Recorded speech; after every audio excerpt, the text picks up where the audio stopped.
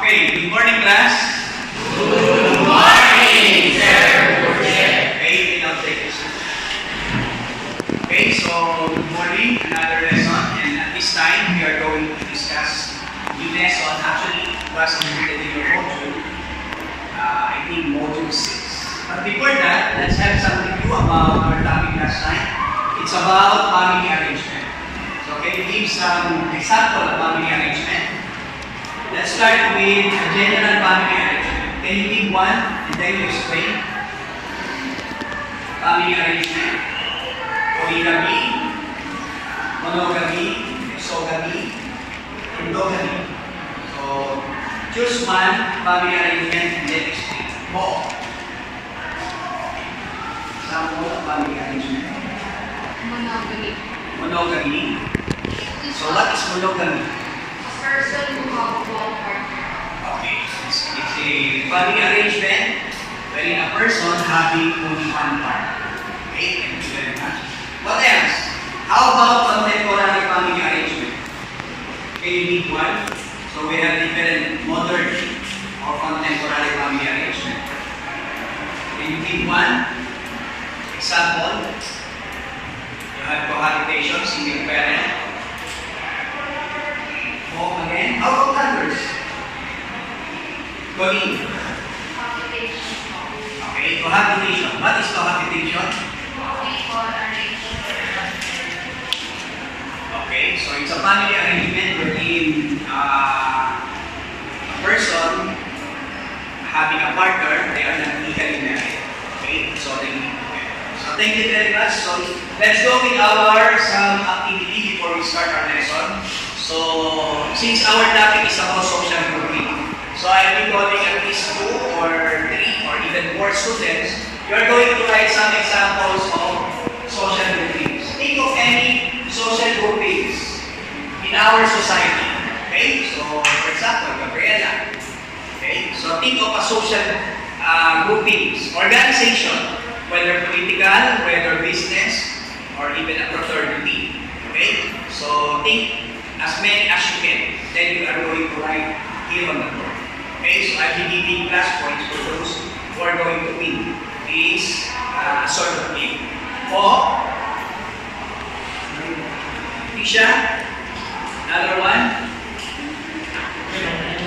Marcelino, and who else? Colleen. Okay, so I'm giving you, when I say go, so you start to write as many as you can. 1, 2, think of a social group. Okay, they will be considered as a group. Okay, it's composed of 2 or more than 2 people. Okay, so let's start. Ready, set, go. Only 1 minute. I'll give you 1 minute.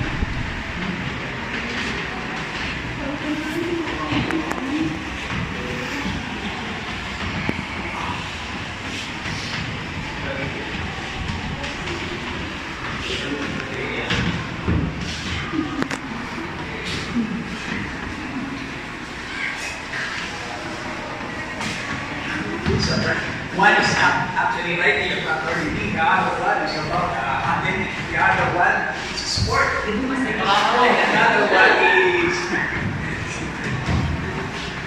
okay, any organization, as long as you can think of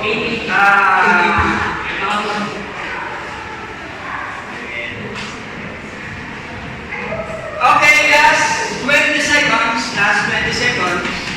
20, 19, 18, 17, 16, 13. Last 10 seconds. 10, 9, 8,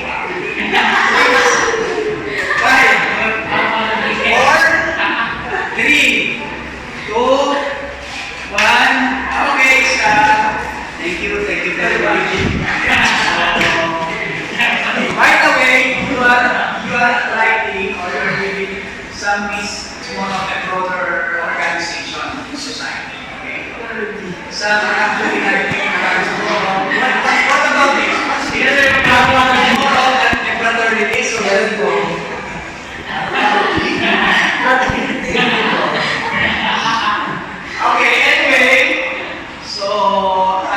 consider, so this is more of a political government organization.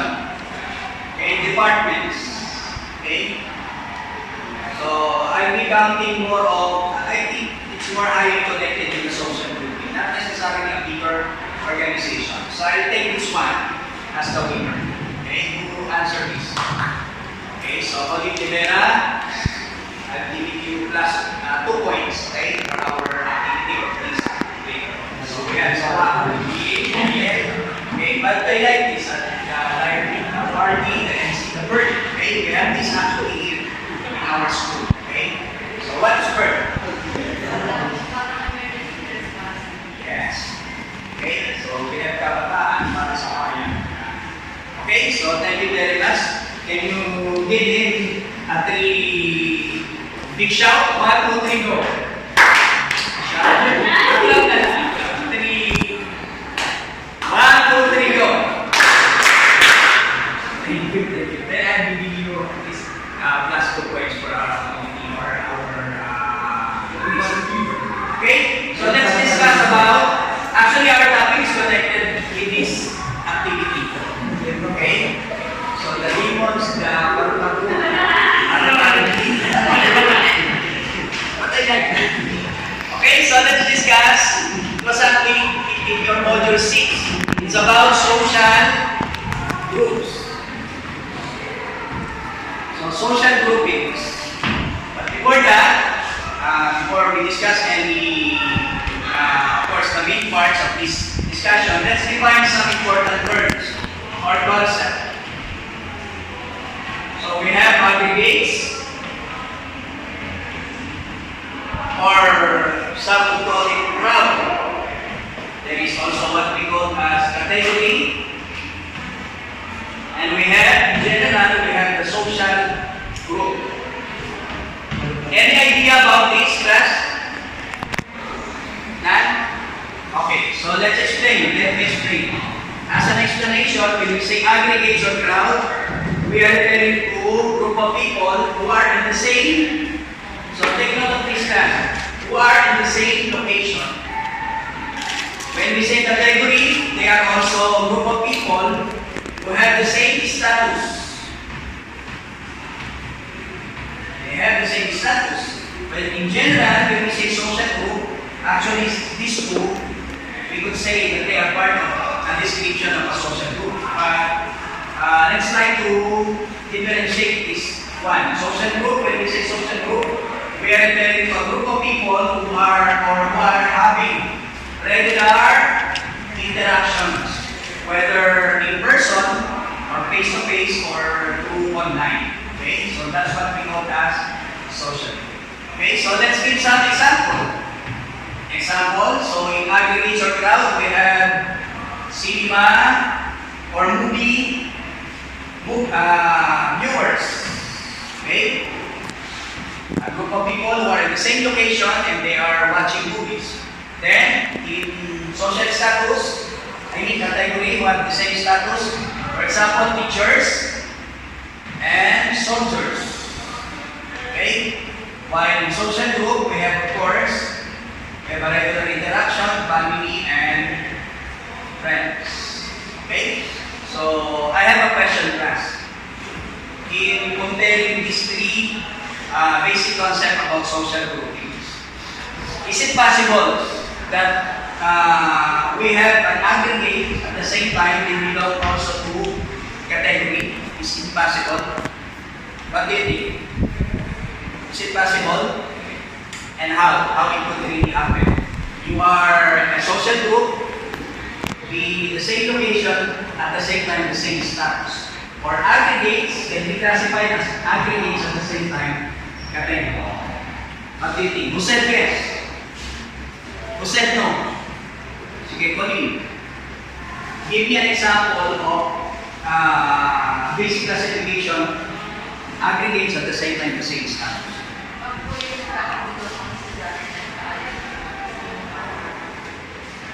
Okay, so like this one, you have your relationship belonging to one section, so you have the same status, on the same identity, at the same time you are in the same location. How about being part of a category but not being part of a crowd or activities? Is it possible?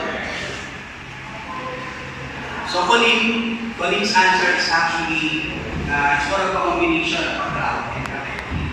They have the same identity as a student, being part of one section, all of them are students, at the same time they are in one in this classroom. How about being part of a crowd, but not being classified as category? Can you give an example? Is it possible? Who said yes? Who said no? Who said I don't know? Crowd, only crowd. For example, I'm waiting for my friends, and I was in Monumento, okay? And in that particular place, also there are people who are in the place waiting for some public utility vehicles, because we are in the same area, we are going in the same area. So we are part of the crowd, okay? We are commuters, but we are not in the same category, because I'm the teacher and the one waiting in that particular place. Maybe he was a student, or maybe he was, we have a different identity. Okay, so we are at the same location, but not being or having the same identity. Okay, okay, give some example. Other example, being part of the crowd, but not being part of the category. Not having the same identity, but we are in the same location at a particular time. Okay, so later on we are going to explore that area. Okay, so let's go with the different types of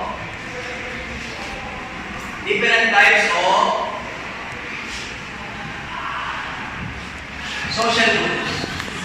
So this is actually proposes or actually explained by Charles Cooley. So we meet already Charles Cooley. Can you still remember him? He was one of the proponents in what theory? A symbolic interaction exam. Okay? So he was also the one who actually explained these types of social groups. So we have primary and we have secondary. So some differentiation. So we have type. So when we say primary, they are those group of people, when it comes to time, we regularly meet them. Okay?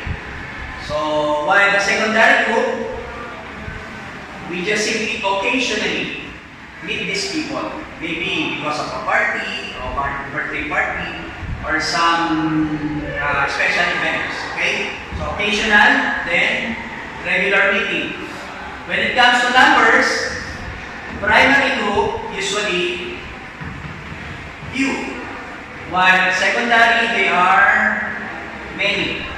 Okay? When it comes to communication, in primary group, we usually communicate those information somehow very intimate.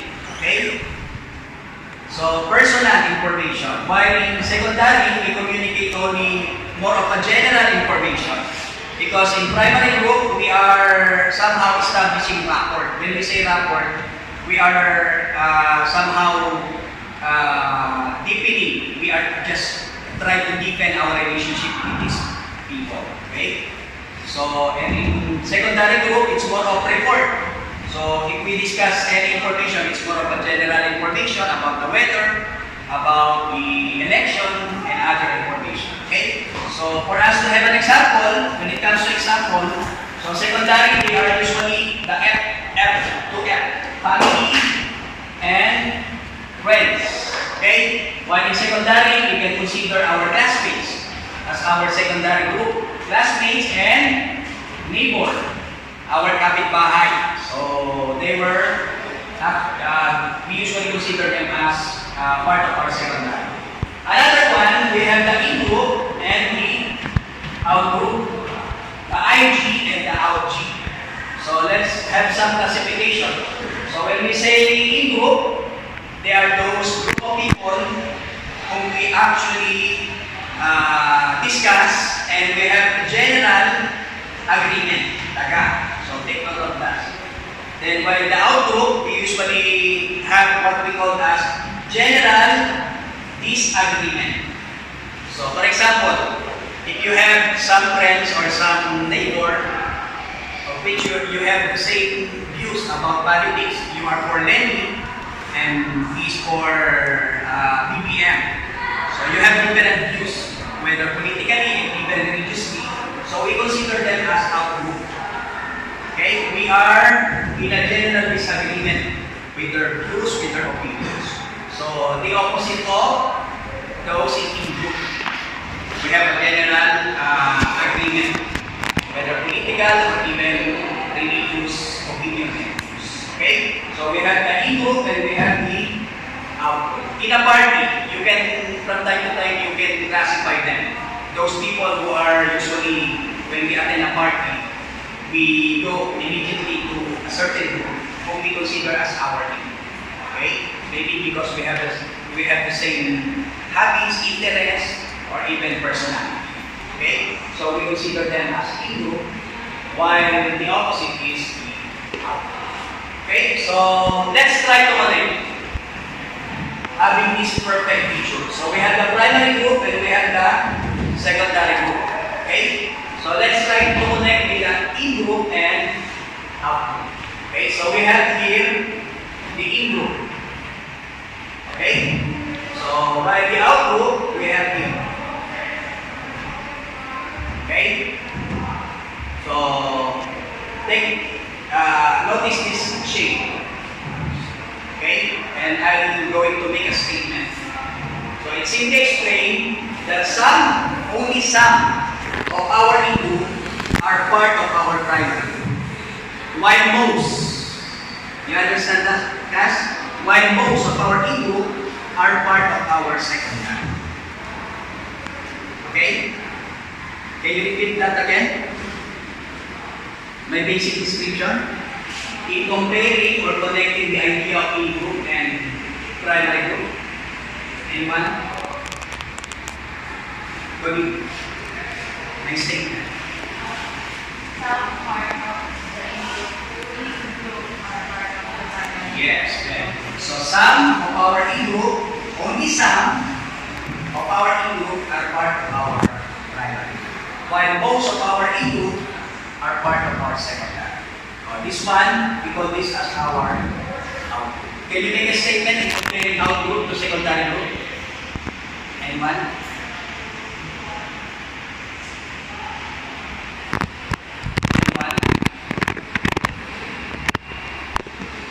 Secondary was the connection of out group and secondary group.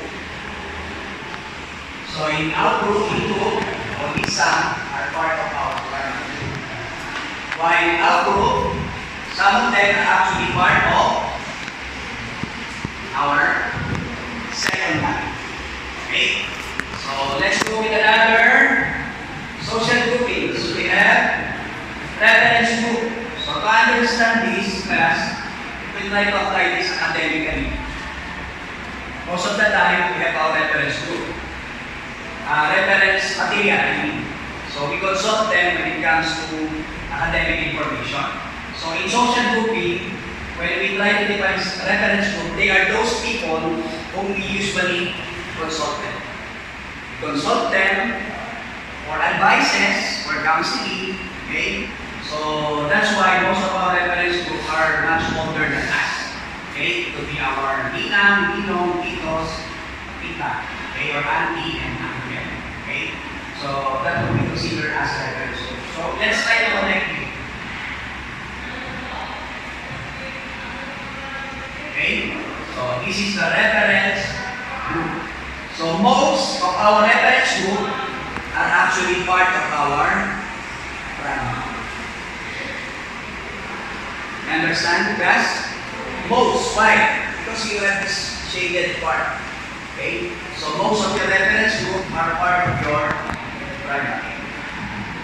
Okay? Only some of your reference part of your secondary. Okay? Who are these some? Maybe they are your teachers whom you are actually consulted from time to time. You are consulting because for some academic reason or some information, but not too much personal. Okay? Unlike other reference group whom you consider as your best friend or someone who will really counsel you when it comes to your problems. Okay? So that's the reference group. Last, we have networks. Networks. Okay? So we have networks. These are actually group who we have usually week times. We do not have a very intimate connections with these people. We know them primarily or essentially because some of their friends are also our friends. In our modern situation, we call them usually as what? Mutual friend. We have, because some of their friends are also our friends. When we try to grow, we have this. So you are this one, you, then you have your friends, then your friends having also some friends, while another group, you have some friends A and B. Okay, your friend B also having friend C, while your friend A having friend B. Okay, so this will be considered as your networks. Okay, so when we try to widen it, okay, maybe some other dot here. Okay, and you try to connect this one also. Okay, so what's the importance of having network class? From time to time, some of our networks will become part also of our primary friends, secondary friends. In fact, according to some studies, most of the couple actually before are only part of their networks because they are friends of our other friends, right? So that's why my question is, would it be possible that there will be a reshuffle, okay, changes of these different social groupings? For example, is it possible that some of your secondary friends would become your secondary group would become part of your primary group? Then later on, some of your primary group would become part of your secondary group. Is it possible? Is it possible?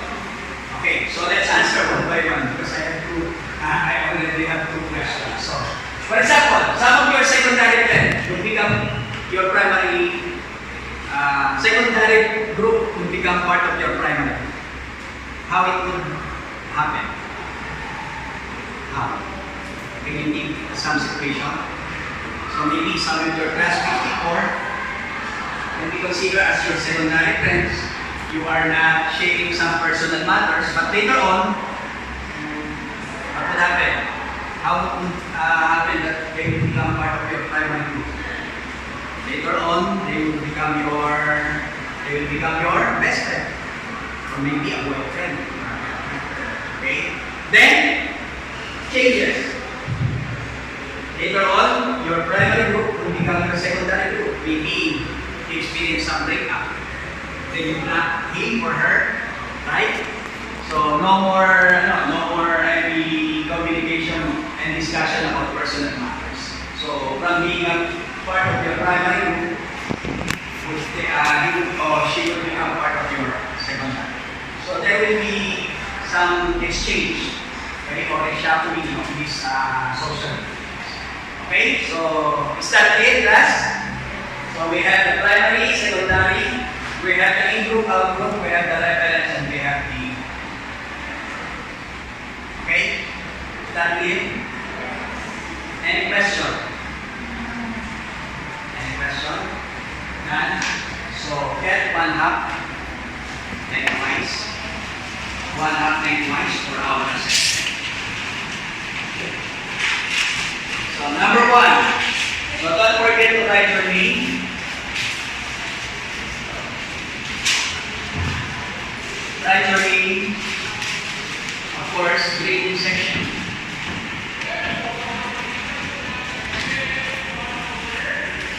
So 1 to 5, B or F, true or false. write only letter T is true. Then only letter F is if it's false. Okay? So number 1, you have this pattern already. You have this perfect illustration to answer this question. Okay?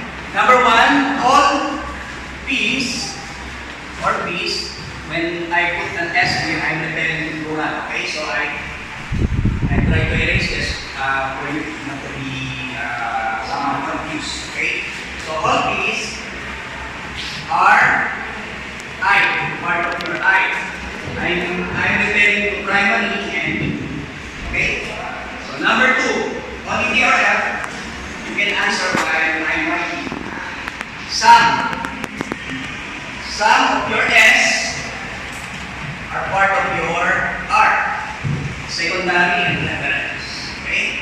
Number 3, most of your R or reference group can be considered also as your primary group.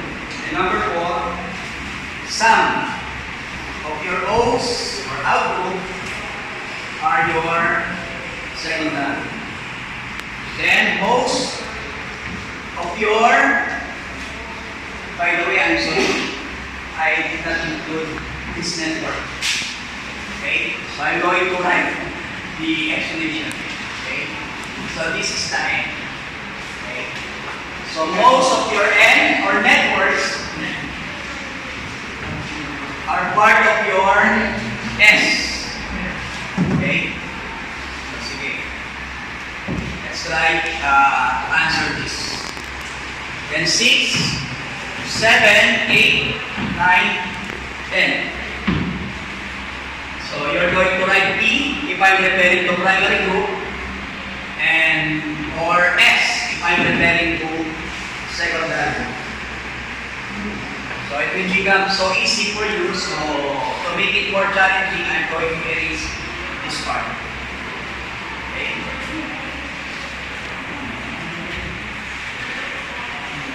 Okay. So the choices here in class is only P, referring to primary group, or S. So number 6, this group are actually your social group who you frequently or regularly meet. Okay?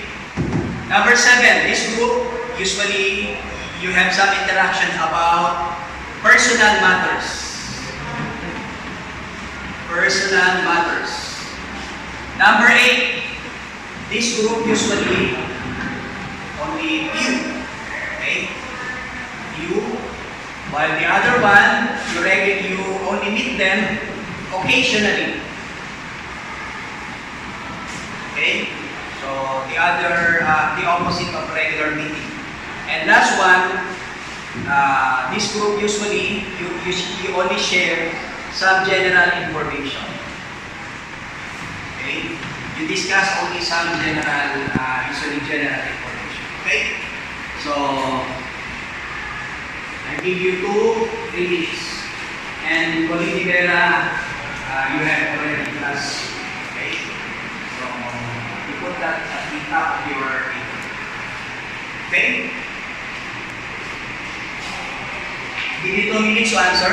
Anyway, you have already the choices. From 1 to 5, true or false. Only letters, P or F. While this one, only P or S. Is that clear? Okay. Give you 2 minutes to answer.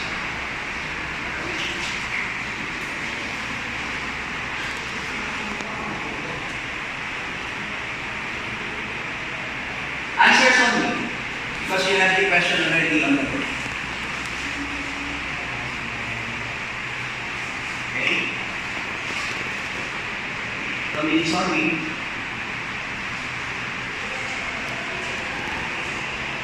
And we are going to exchange papers. Don't forget to write correct reply.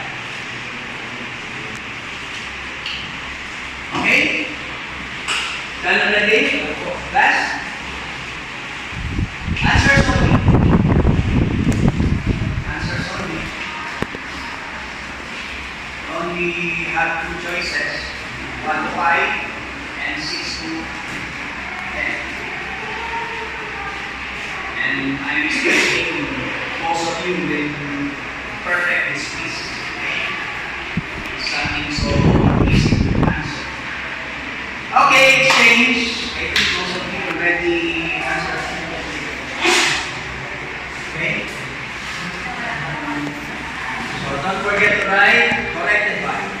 So number 1, all fees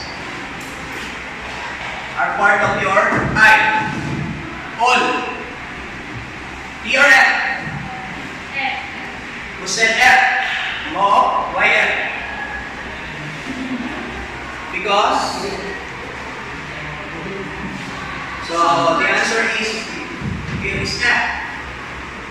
Because not all your primary group are part of your E group. Okay? Why? Because some are part of what? What's the answer? Why not all, please? Because some what? Part of the secondary. Okay?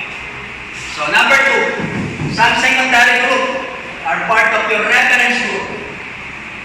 Is it true? Some of your secondary group?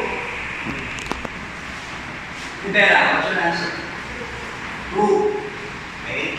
True. So you have here class. Only some. Okay? Some of your reference. Because most are part of your primary. Okay? So this is true. Number 3. Most reference group are part of your primary group. What's the answer? Most reference group are part of your primary group. Tisha, what's your answer? True. Okay? So true.